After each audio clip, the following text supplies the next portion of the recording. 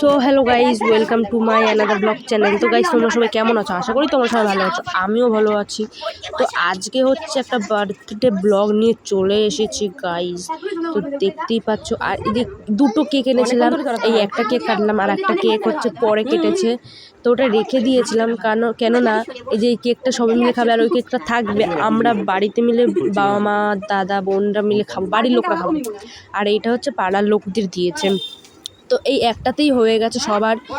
আর এই কেকটা সত্যি হেভি খেতে, মানে অসাধারণ, মানে দামটাও যেরকম খেতেও টেস্টি সেরকম।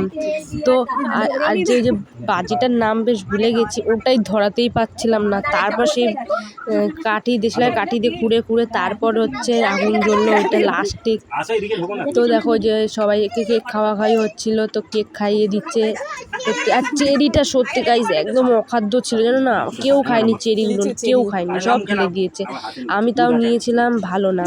তো ওই যে আমার ঠাকুমা কেউ কেক খাওয়ালো, আমার ঠাকুমা এই কেকটা খুব পছন্দ হয়েছিল। হ্যাঁ, আর এই কেকটা সব শেষ হয়ে গেছিলো, সে কি মানে এসে করছিল। আর আমাকে কেক খাইয়েছে মুখের মধ্যে, আমার মুখেই লাগিয়ে দিয়েছে, তারপর কারোর মুখে লাগায়নি। তো তারপর কেক খাওয়াখাওয়ি হওয়ার পর হচ্ছে আমাদের জন্য বার্থডে বয় এনেছিল হচ্ছে মোমো, তারপর বিরিয়ানি, তারপর লুচি মাংস, এগুলো হচ্ছে পাড়ার লোকের জন্য হয়েছিল। আমাদের জন্য মোমো আর বিরিয়ানি এনেছিল, তো ওগুলো আমরা খেয়ে নিয়েছি। তো আমাদের খাওয়া হয়ে গিয়েছে, তারপর তো ওকেও খাইয়ে দিলাম। তো ব্লগটা ভালো লাগলে লাইক করে সাবস্ক্রাইব করে দিও।